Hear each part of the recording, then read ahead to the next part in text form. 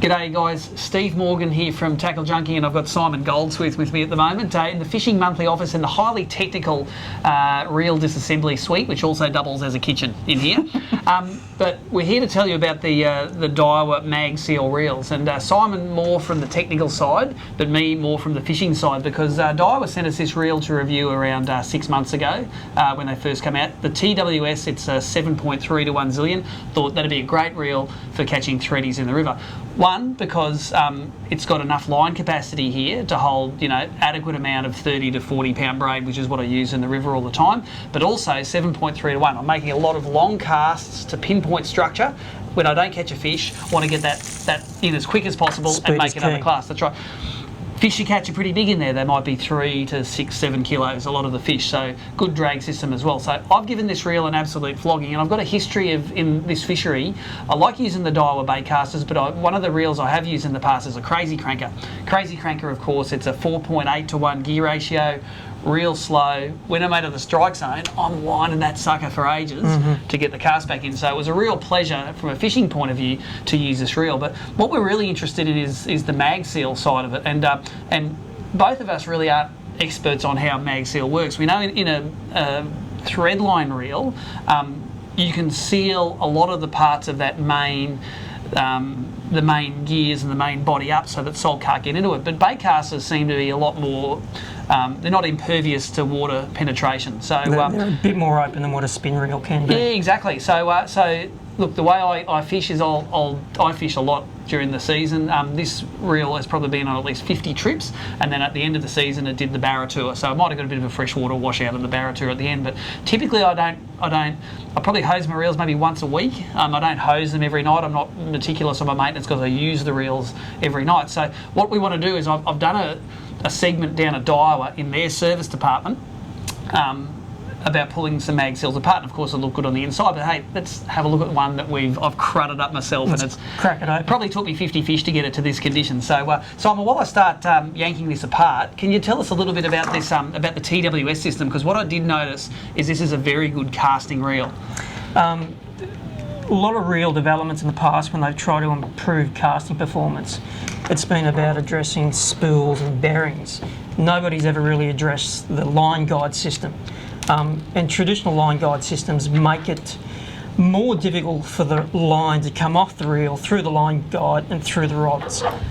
T-wing addresses that, and essentially it reduces that restriction of the line going through the T-wing. So you don't have to work as hard to cast your lure as far and as easy. So essentially it's just a tool to make the job of casting easier than what it was before. That's right, and let's turn the little cutaway camera on here, and if you point that at what we're going to show you, this T-wing system, it's all about the sort of the aperture that the line goes through, widening that out so you don't have that real tight angle between the edge of the spool and the direction that the line's going. And what it does is, as soon as you clip that into gear, it becomes the normal level line, which goes across the reel, and then if you clip the spool, bang, all of a sudden it's half a spool width. And in practice I know that typically making sort of 30 to 40 metre casts a lot of the time, and in practice that's a great thing. I notice a little bit discoloured there, that is I'm sure due to my lack of maintenance. Now tell us a little bit about the Magseal itself. You shouldn't be doing this at home, should you? No, it's cutting edge technology, Magseal, and while the home handyman would like to service their own reels, when it comes to Magseal, you leave it to the professionals. It has a specific oil in it, and you need to be well trained to be able to service those bearings. So I'm pretty good at pulling them apart, mate. What about why can't I put it back together? Well, I want to see you put it back together, but I think we'll leave that to the experts. We'll send it down to the guys at Daiwa. They'll do a bit of servicing on that Magseal bearing and get it back to A1 working conditions. That's right. So look, I've been pretty impressed with my Magseal, the spin reels in the range. I've had some of the Magseal Certates. I'm giving them the same sort of treatment as we're giving these reels in the salt water. The Brizzy River, it's a dirty looking river, but it is very salty. And as I said, it takes me normally 6 months to crud up a standard, the old Crazy Cranker.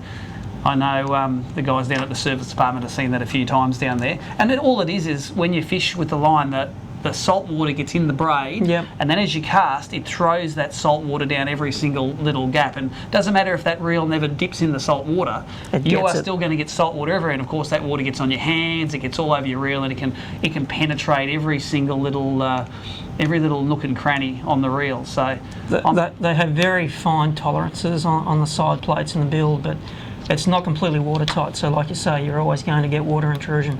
Well, I'm lucky I've got a few spare reels at home, because I'm sure by the time I send this to Daiwa and get it back, it's going to be it'll be a few weeks in the process. But let's pull her apart. And when I was down in Sydney, we actually pulled apart a non-Magseal reel. It had a little bit of salt in the side of the plate. And I don't know really how it works, but there isn't any salt in the side of that at all, actually. That's squeaky clean, and I think it's very much a testament to the fine tolerances they have, that they can keep most things out. And of course, that's got it looks like there is a little bit of lubrication or something in there, but it seems that the salt stops at that seal. When we pulled apart I don't know where that bit goes. When we pulled apart the reel down at Daiwa, it seemed all of these internals weren't affected by salt water, and it was actually quite a bright bronze. Yep. It's really interesting that this is exactly the same. I was expecting to open this, and I thought, hey, I can do a better job than those guys. They don't fish enough, and I fish a lot. But that is fairly mint on the inside. So I'm pretty impressed, actually. Yeah. Like this is the latest generation of the Zillion, and people say, how do they change from the one before? And it's all the little advances, and those tolerances get better.